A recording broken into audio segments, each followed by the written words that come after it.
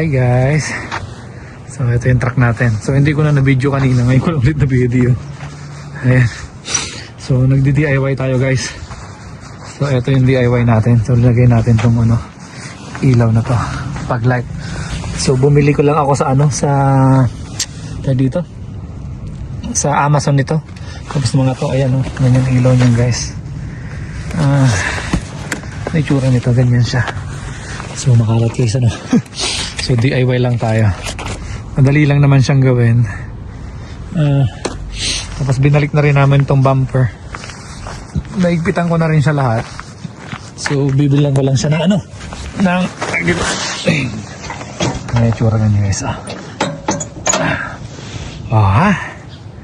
Ayos na guys. Ay. Ayos no. Ganda rin. Siguro pag may ilaw yan, grabing ilaw siguro niyan. So dito ko sana ilalagay, dito sa baba, dito. Ang problema, walang clamp na ganito guys. Ano lang to, tres lang. Pinakamalaki sa Amazon na nakita ko. Siguro ito 4, siguro 4.5. Walang ganon, ito lang yung pinakamalaki tres. So sakto dito. Medyo siya, maluwag. So may goma naman. So inipitan ko na lang ng goma. So ganyan itsura niyan guys. So hindi ko na matuloy-tuloy pa gawa ng late na, gabi na rin eh. So ito, palalakarin ko to siguro dito. Ganyan, palalakarin ko dyan yung mga na to. Papunta ron, ilalim. Lakad dyan. Pasok doon Pasok ko dito. So open ang hood, tapos doon ko ilalagay. Siguro, ko na lang, i-video ko na lang susunod. So pakita ko sa inyo guys kapag natapos na to. Siguro, ganda siguro ng ilaw nun to. Kasi to guys, tayo dito. Kailangan kasi sa madilim, paggabi. Kailangan talaga to, maganda talaga may ganyan. Siguro, lalo pag snow guys, hindi mo na makita yung kalsada. So kaya maganda may ganyan. Medyo sila, masyado mataas Ganyan mataas masyado. Pangit lang tingnan, hindi na. So yan lang muna hindi ko nga matapos. Gawa ng marami pang gagawin. Ikabit ko muna sa dito. Lagyan ko muna ng mga zip tight siguro. Ganyan, bilang muna ako ng zip tight. Para maipit muna. Kasi bukas tatakbo na kami. Takbo na kami bukas. Papunta kami ng Texas ulit. So ayan si Puti. So medyo luminis si Puti. Hindi pa namin na-washing yan. Pero kahit pa paano malinis naman. Ayan. Diba? Ganda siguro pag nailawan guys. So eto nga, binaklas namin to. Kasi nagpaano kami. Kinuha namin ng timbang nitong truck, yung tare weight niya kapag walang mga ganyan, tapos walang tawag dito, chain hanger.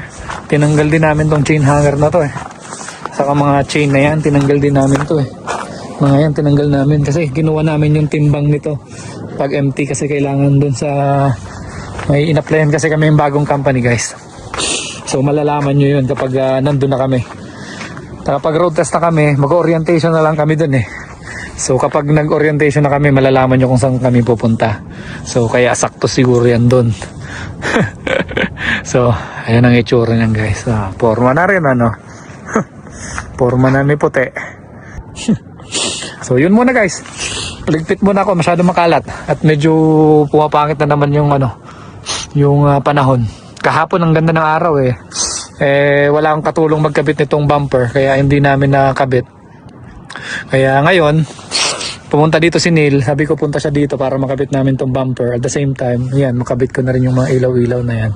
Pero yun hindi ko pa siya makabit sa switch, sa power niya, kasi nga tayo dito late na. So babiyahe pa kami bukas. Buti kung wala kami biyahe bukas, ikabit ko na yan. Alam, babiyahe pa bukas. Kaya ganyan na muna. So yun muna guys. Ligpit muna ako. Mga baboy guys Ang kikinis So ayun na si Neil. Pasok na para mag-transfer na ng baboy. Okay. So ganyan yung tsura guys. kabilaan yun. So itong mga baboy dito sa kabila, ililipat dito sa kabila. Tapos babaklasin ko na yung mga ano na yan mamaya pag okay na. I-load muna namin.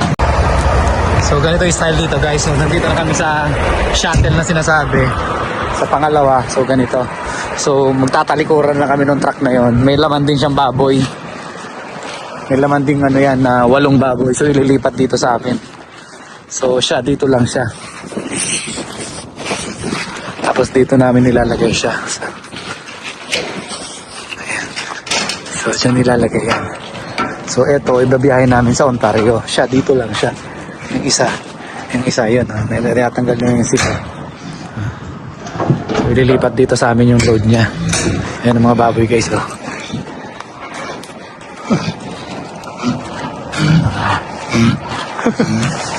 So lipat lang siya. Kami ang babiyahin ng Ontario. Siya dito lang. So ganyan ang style guys. So talikuran lang kami.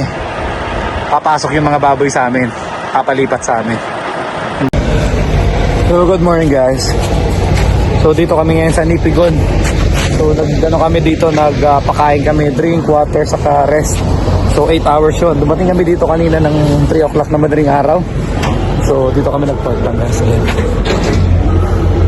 So nagpainom kami doon. Hindi ko na na-video kanina kasi nagmamadali kami gawa ng ano. Wala kasing access sa tubig guys. Hirap makahanap ng access sa tubig dito sa ano, sa Alzada papuntang Toronto, papuntang Ontario. Kasi nung ano, dati pag nag-US kami, maraming access sa ano guys, maraming access sa tubig. Sa Flying J, sa Labs, lagi may tubig yan sa ano sa gasolinahan nila, sa diesel area nila, mayroong lagi yan eh. Dito papunta dito ano, wala, ang hirap maghanap ng gasolina ng access sa tubig. So anong nangyari? Mahirapan makahanap ng access sa tubig. So ang ginagawa ko, nung nakakita kami rito, merong access dito, kaya lang nasa nasa gas area din, diesel area. So hirap guys. Mabilisan lang din. So pagkakabit namin, lang ng tubig, bigay-bigay lang. Mabilisan lang kasi mabilisan lang, pati pakain, mabilisan lang. Siguro 30 minutes na, tapos na kami. Hindi makapag-video guys, gawa ng yun nga, mabilisan talaga. Siguro guys, bukas, ay mamaya, bukas madaling araw, kasi darating kami Toronto. Magpapakain ulit kami, soon kukuhanan ko ng video guys para makita nyo kung paano. Basta mapakaano mo sila, mapainom ng tubig, yun ang importante kasi yun ang kailangan nila dito eh. Dito sa Canada, kailangan nilang magpahinga, mag-rest, magkain ng batas hindi dapat lang magpas ng 28 hours. Kailangan nilang magpahinga ng 8 hours. So parang mga tao din guys. Hindi pwedeng dire-diretso yung biyahe nila, kailangan nilang mag-rest ng 8 hours. Minimum 8 hours. Tapos sa US naman 5 hours. Dito mas malupit 8 hours. So dito Tim Hortons lang ako guys. Bili ng kape tapos alauna larga na kami. So let's go. So good morning guys. Dito na kami guys sa airport sa Toronto. Dumating kami kanina ang mga 30 minutes ago. So ayan, dito na kami. Ayan, nakabas na kami dyan. So nagpapakain saka nagpapainom tubig. Si Milo. So naglagay na kami ng tubig. So ganyan ang setup guys ng tubig. So yung feeds, ganyan lang. Mano-mano yung feeds. Tapos yung tubig, ganito. So gaganyan namin yung tubig, gaganyanin. Lalagyan ng hose na ganun, no? Ayan, ganyan. Tapos may nipple yan dyan. Parang nipple siya. Ayan, tinan nyo. Ganyan yan guys, so ganyan. Ganyan. Tapos, i-connect mo lang yung yung tubig na yan. Yan. Tapos ayun sila, tingnan nyo guys, nagsisipsipan sila dun. Ayun, sumisipsip sila ng tubig. So ganyan. Mano-mano. Ayan, ganyan sila. Nagising na rin sila. Yun nga lang, mano-mano magpapakain. So, ayan. Muna kami, asikaso muna. Pakain muna kami. Para makapagpahinga na rin pagkatapos. So, maya na lang ulit guys ha. Di ko alam kung dito na namin ibababa to or sa iba pa kami pupunta. So tingnan natin mamaya kung anong gagawin. So patapakain lang muna sa painom muna ng tubig. So ayan guys, tapos na kayo magpakain. Ayan. Magpakain saka magpainom ng tubig. Ano lang, pero maya after an hour, kasi kumakain pa sila ng pits eh. Siguro after an hour, painumin ulit namin ng tubig. So mag-open daw ang tao dito alas 7. So 5 o'clock pa lang dito ng madaling araw. Pero liwanag na guys oh. So may tawad na daw ng 7 AM dito. Hindi namin alam kung dito na ba talaga to ibababa ng mga baboy or dadalhin pa sa ibang ibang lugar. Pero dito na mismo sa airport na to. Ito na yung sakop na to ng Toronto Pearson Airport. So dumating kami dito kanina alas 4 ng madaling araw. So 1 hour na rin kami nandito. So yun nga, napakain na namin ng baboy. Pagkatapos ibababa na namin siguro. Hindi ko alam kung dito nga ibababa. So ano lang yung baboy na yan, 21. So nakita niyo naman mga itsura niyan. Tapos yun, dadalhin yun guys sa Pilipinas. PIC. So galing dito yan at last PIC. Dadalhin sa Pilipinas din ng sa kumuha niyan at last PIC din sa Pilipinas. Yung counterpart nila sa Pilipinas. Tapos sila yata nagsusupply sa Magnolia na search ni partner. Kaya big time yung mga baboy nito. Marami yung magiging anak nito sa Pilipinas. So update ko kayo mamaya guys kung na-unload na kami. So try ko rin na matulog kasi wala pang tulog guys. Ayan na lang. So tinan mo yung tsura guys naman. Tsura driver no. Laki-laki na class 1. Ganyan ang class 1 dito sa airport pala. Oh ayan. Yan ang class 1 dito ng airport. Parehas lang yan. Ha? Parehas lang yan ng class 1. So ayan guys, tapos na kami dito. Ayan. Sinara na namin siya para di ba maksaya sa crudo kasi pag open siya, di ba yung hangin maano sa loob.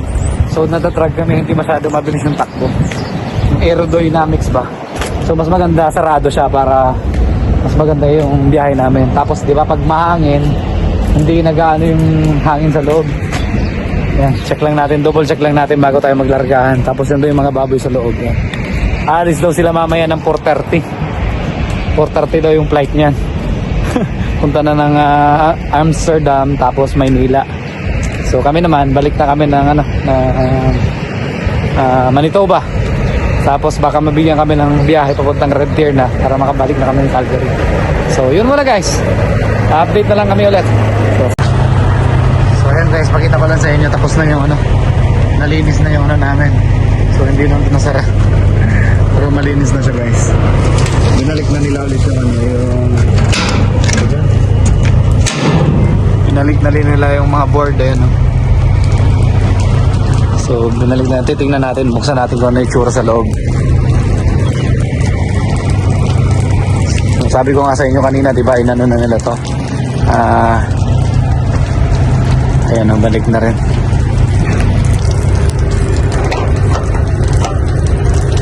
Okay. Para makita natin kung malinis ba talaga. So ayan guys, so kita nyo, good to go na siya. Nahangat na lahat ng amoy sabon. So ayan, ganyan ng guys, na siya. Parang dry ban na siya, di ba? Dry ban na. So dyan kayo magkakarga bukas. Wala nang di ba? Wala nang mga railings.